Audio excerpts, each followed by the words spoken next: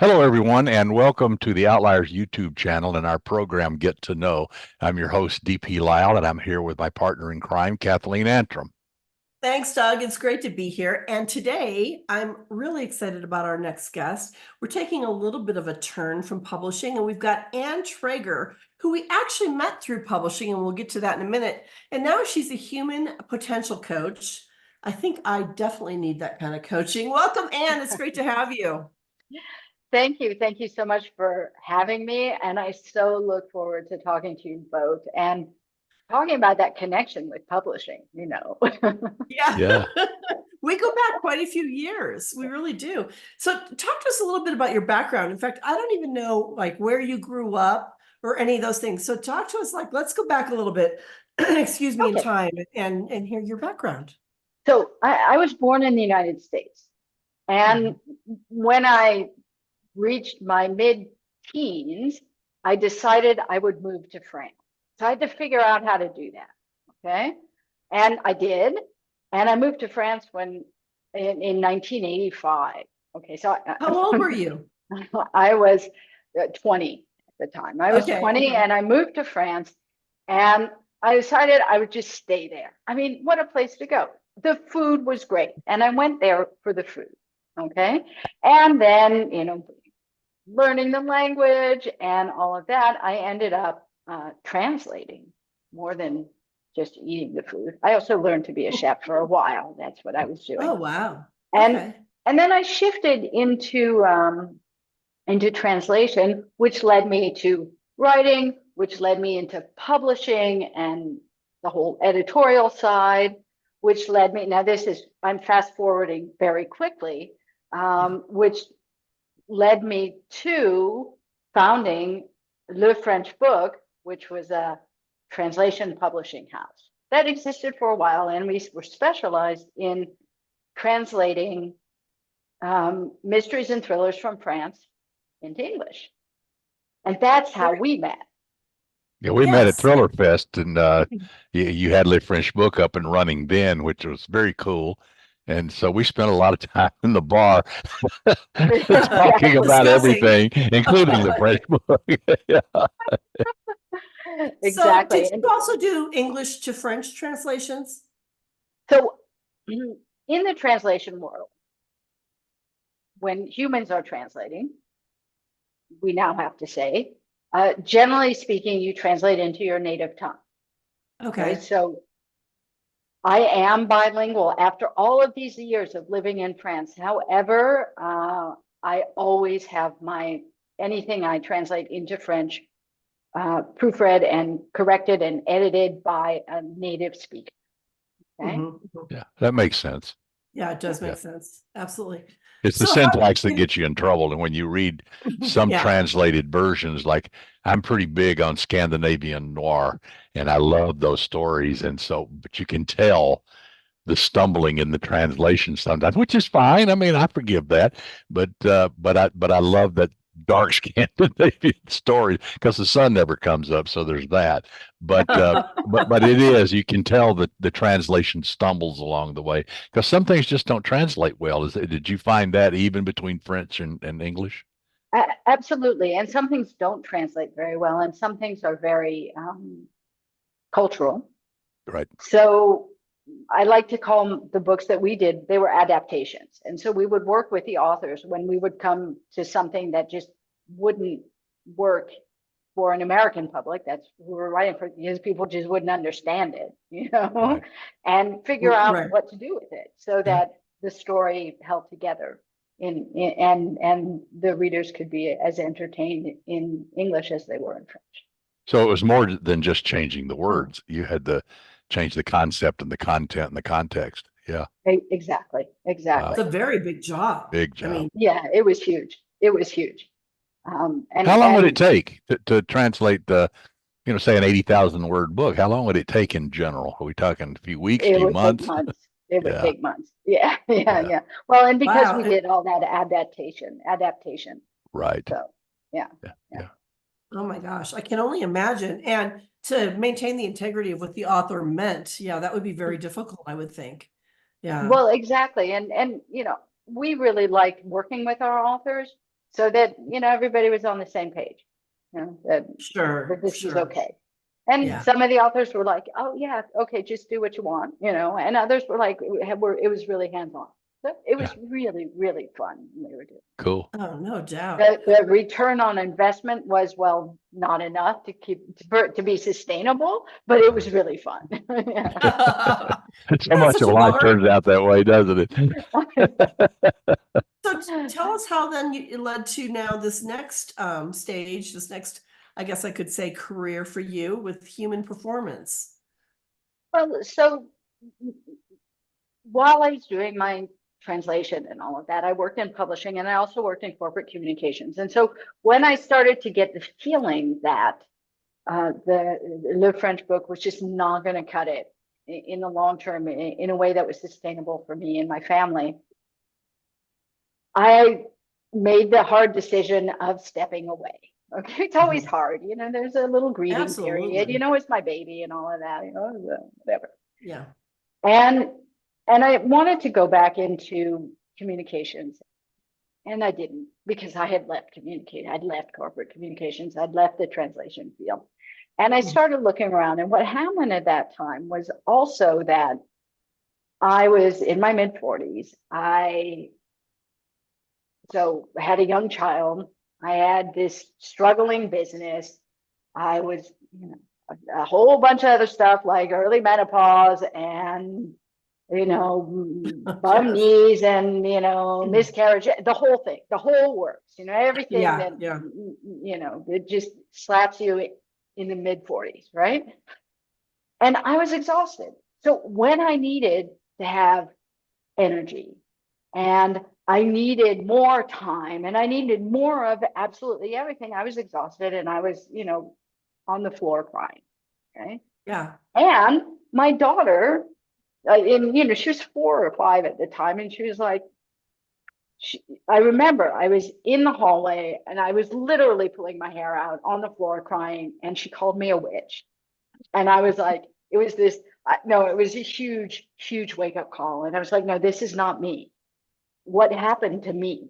Okay, because you don't remember seeing me like rolling on the floor crying. Never, No, right? No, never. Yeah. That was never me, right? Right. Yeah. And so I really had to do something about it. And I rebelled, and I was like, no, I'm going to figure this out. There has to be a way for me to get my energy back. There has to be a way to figure this out. And I dug really deep into the research. I dug really deep into traditional practices. I got really involved in, this trendy thing called biohacking, which is all kinds of practices to optimize your environment and your body so that it works for you, not against you. Okay. And I turned things around. Okay, so that was mid-40s. And when I was 50, I won the French national championship in Vietnamese martial arts against a bunch of 35-year-olds. Okay, I was back. Yes. That's awesome. I was back. So which martial art? Works. Viet Vo Dao, which is cool. Vietnamese Kung Fu, Yeah. And I just thought, well, this stuff works, and I have to share. So instead of, playing around with going back into communications, I said, well, I'm going to share this.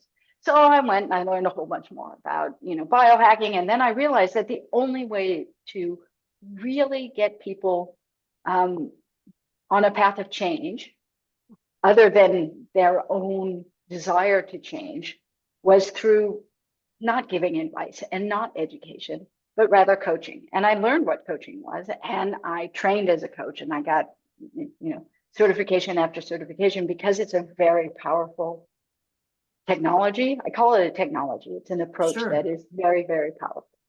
And then I brought it all together, and I founded what I call the Potentializer Academy.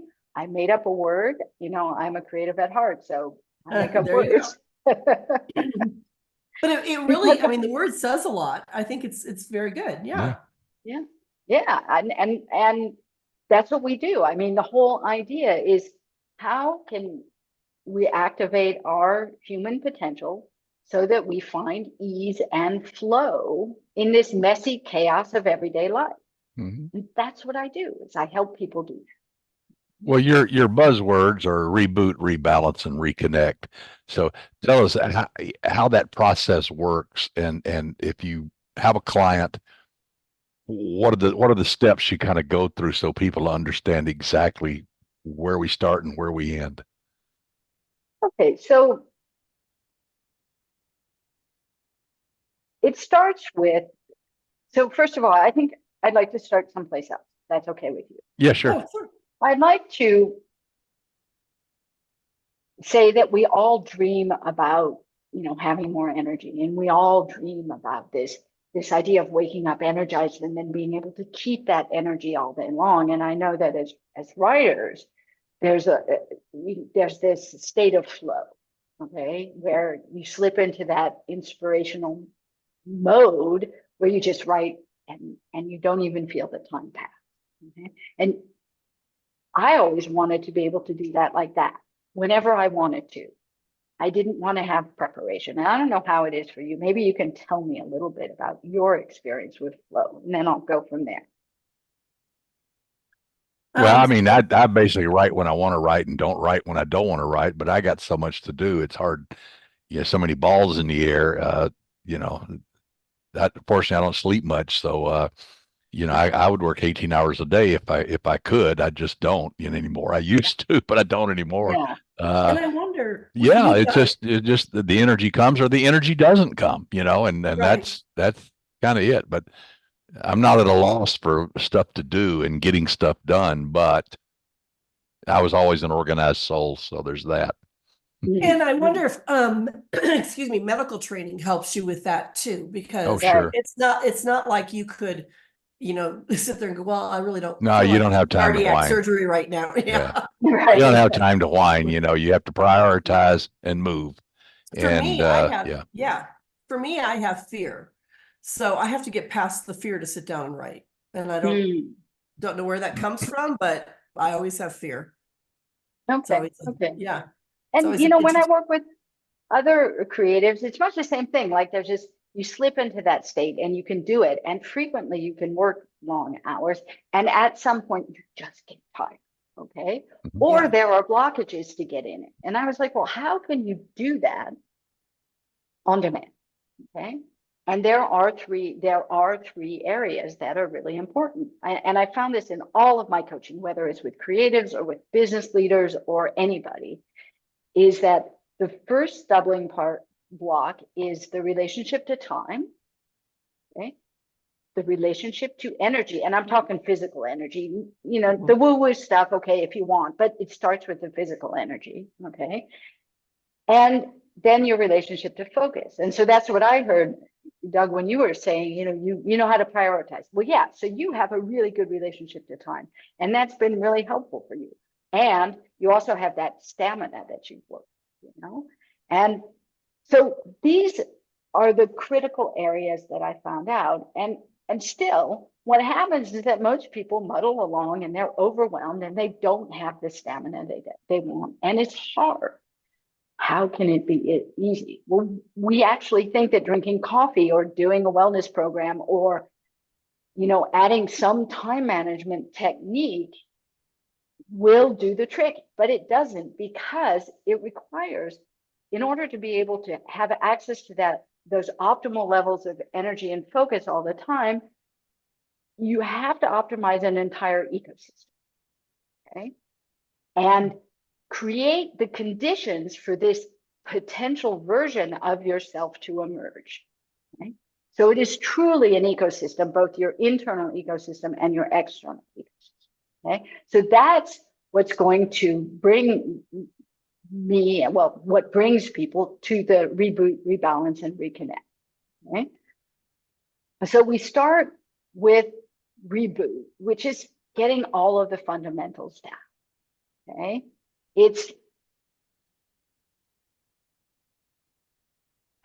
You can't you can't have the energy. Okay, sorry, Doug, you can, because you're special. But if you don't sleep, after a while, you just can't bring it every day. Right, right. True. You just can't do it. It doesn't work. Okay. So at some point you actually have to sleep. Okay. Then what we do in the reboot is to figure out all of those basic body-mind connections and figure out what it is that you need. Everybody has non-negotiables that they need. Now, what I need and what you need are going to be completely different. So what we're going to go through is we're going to look at the body, and we're going to look at the mind, and we're going to look at the environment. Okay. The body is things like sleep and hydration and nutrition and all of that. And again, what I need and what you need are entirely different. And I'm not a medical doctor, so I'm not going to give medical advice, but we're going to look at all of those areas to figure out what works for you. Okay. And the mind is, emotional regulation and mindset and all of those really key elements, because our brain listens to what we say and to what we feel and to what we think. You were speaking about that, Kathleen, when you talked about fear. Okay? It can get in the way. Okay? So we'll look at that. And then we look at environment, and environment is everything else, okay, which really impacts us. It's how often you get outside and see the sunlight. Okay. If you're in California, it might be easier than if you're in, one of those Nordic countries where it's dark all the time. And it really impacts your energy level. And again, all of these elements are going to be different. So what we do in the reboot section is we do a deep dive into what's working for you and what's not working. Then we move on to rebalance, because the thing is, it's never a one and done. It's always a balancing act. Okay. So once you figured out what works for you, then you need to figure out what systems you have to put in place so that you can always find that balance point again, no matter what happens. And it's not one system, it's several systems. And then there's the reconnect phase, which is how you bring all of that you've done and reconnect it, like how you show up, which is important, because that's how we are motivated, and that's what allows us to have sustainable energy over time. So we go through those three phases. It is not linear. And in the third phase, we're going to be talking a lot about, we'll be working on values and purpose and goals and, what you're doing with all of this energy and time and focus that you have now found, that has emerged.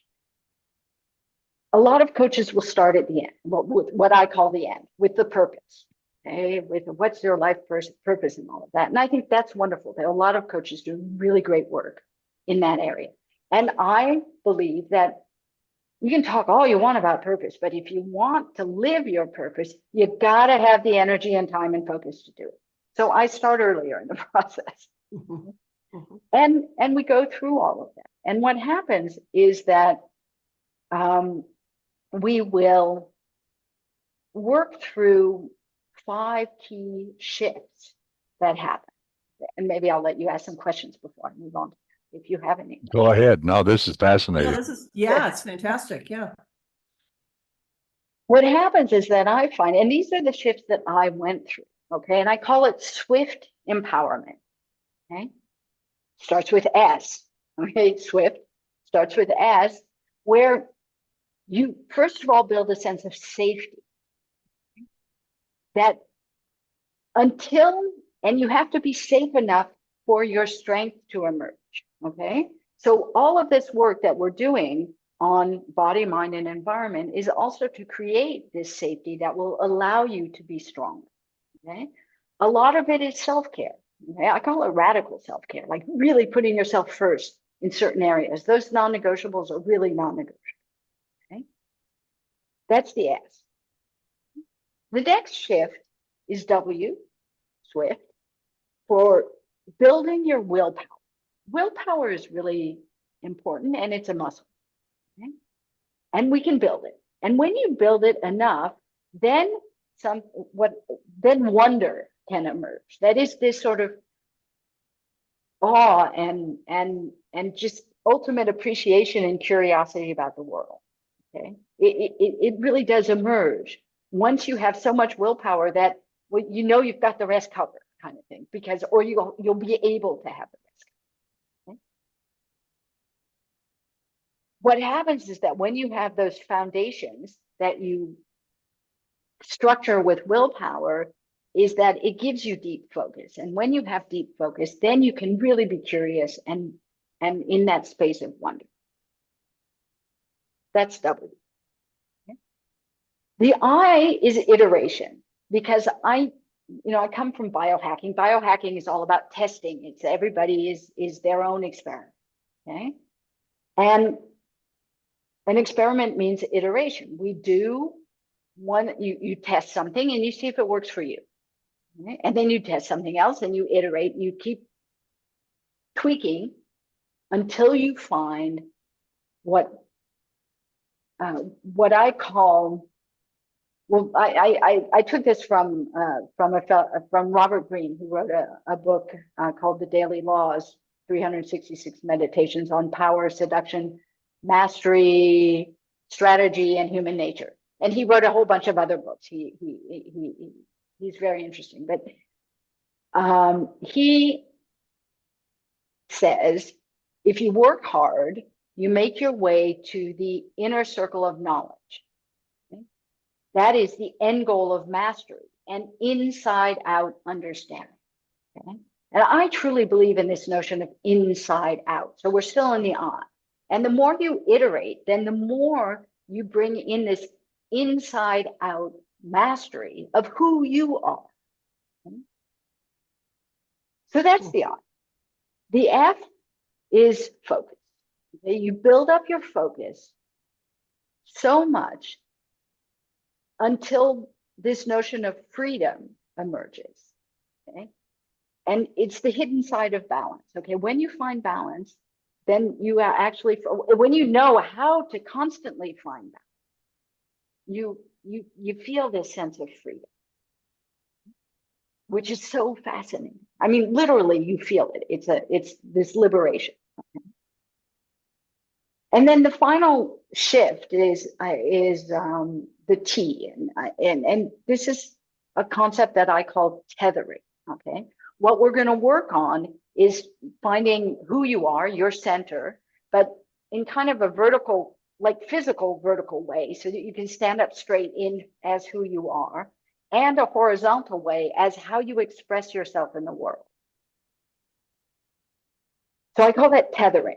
Okay, it's both horizontal and vertical. It's how you connect, and that leads to these incredible transformations in your day-to-day. So that's kind of, I mean, really high level what you go through when you go through a program. Now, it doesn't happen overnight. I would love to say there was a magic pill for all of that, but no, there isn't. It's a process. Okay? I would think it would take a lot of training. I mean, really, to really make those kind of fundamental changes.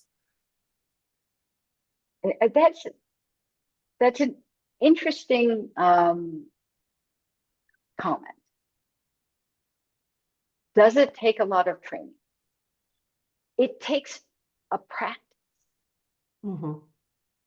which is for me a little bit different than training, right?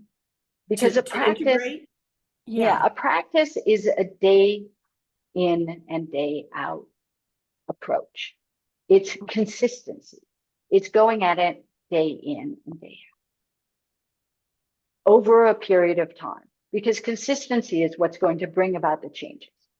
So the whole idea of my programs is to give you the steps to follow so that you don't have to think about that. You don't have to put the energy in. You just start here and you go here, and then we talk it out so that we know what the next best step is for you. That's where the coaching comes in.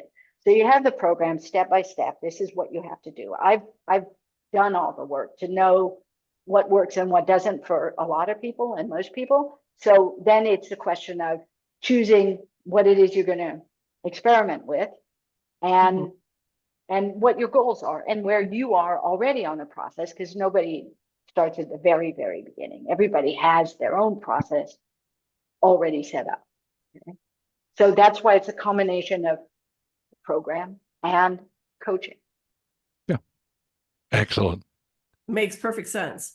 And when you are able to integrate all of this and get the kind of balance and focus that you're looking for, what's the final outcome? What happens when you start to really achieve this? So first of all, you have sustainable optimal energy whenever you Mhm. want. Okay. You have this balance in your day-to-day life to be able to, work 18 hours a day and play with your kids at night, or whatever it is you want to do. Okay. You can really truly achieve those goals. Wow. You have a sense of calm in the chaos. Okay? It brings a sense of calm in the chaos. That's the balance. And you have this capacity to go into this state of flow where you're highly productive. I mean, flow has been measured as being 500 times more productive than Wow. like a normal state. Okay. Yeah. This is, I mean, those are studies out of Harvard that show that. Okay. It's a specific state of mind. And you can actually go into flow more or less on demand if you're well rested. Okay. So at least you walk away understanding the mechanisms and what it is you need to get into flow. Okay? And then you can do that over and over and over again because you know how to do it. So these are some of the benefits that people walk away with. Sounds phenomenal. It's So, like one I of those mean, things you hear about and you go, I need that. To be able to turn on that kind, and I think, Doug, in a lot of ways, you are able to already tap into that because of training and who you are and etc. But for somebody like myself, who has to work at flow, and it's funny because when I know I'm in it, time flies. I don't even realize time's passing. But when I'm not in it, it's, you feel like you're watching, you can hear the seconds ticking on the clock. So very interesting. I mean, it sounds absolutely phenomenal. So you've done this with a number of people, and it sounds like you've put together other programs to kind of create your own all-encompassing program. Or is this something that other people do as well? So it's mix and match. Okay. Mhm. I was trained in biohacking, so I integrate biohacking in my own way because everybody has a school of thought. Okay. So in my own way, I've been trained in human potential coaching. So I bring in those things. I have my martial arts background. I have my mindfulness background. I have all of that. And I bring in bits and pieces of all of that. I try to give people a smorgasbord of things to choose from because, Mhm. again, everybody is individual, and what worked for me won't necessarily work for you. So Mhm. the idea is to provide a framework, an understanding of the process, and then a whole bunch of things to play with and choose from and have fun with as you go along in this process. And these will enable you to reach those goals. Okay. Wow. Well, So if somebody wants to contact you, I'm sorry, Doug, go ahead. I was going to say, I think focus is one of the big problems, and especially in the modern world, because I mean, just watch almost any TV show, and particularly a reality show. The the jump cuts from camera to camera to camera to camera to camera to camera. It's like a machine gun, and you can't keep up with anything, and it gives you a headache after about 15 minutes. And I think life can do that to you too. You got kids, you got a job, you got a home to maintain, you got social engagements, you got things you want to do and things you need to do, and all this. And pretty soon it becomes a giant ball of rubber bands, and you're trying to figure out which rubber band am I going to pull off and work on right now, you know. And focus is a huge issue for so many people, and I think it's getting worse Yeah. as the world becomes instant Mhm. more instant access, more chaos. And you know, sit down and read a book and or watch an old movie that's slow, and take a breath and then do what you got to do. Does that make any sense to you? Oh, absolutely. And that's exactly what I'm seeing. And, you know the science better than I do. These tools that we have now are dopamine driven, Mhm. and it dysregulates the system.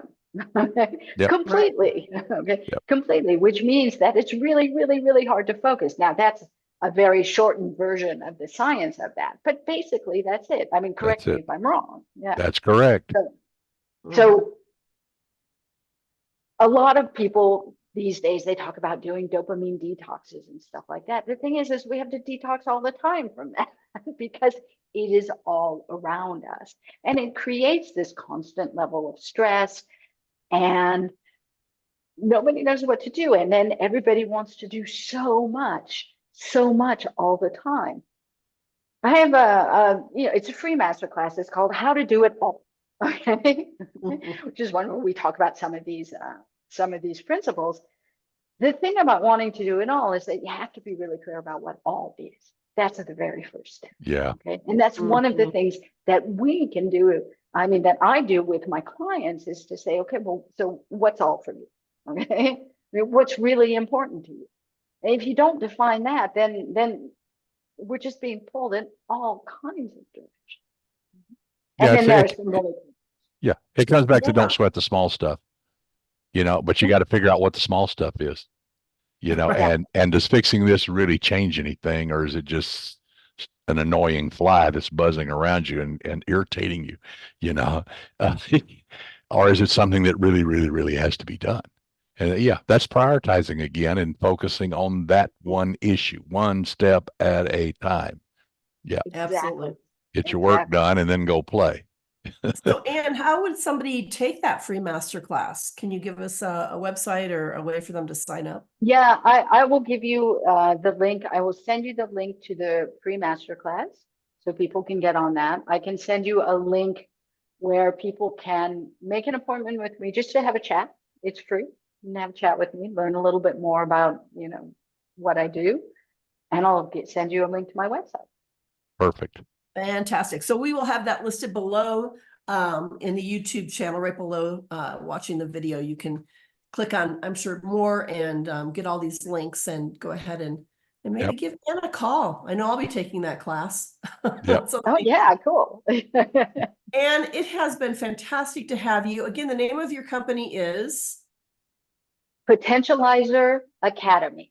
So potentializer-academy.com. Very easy. Great.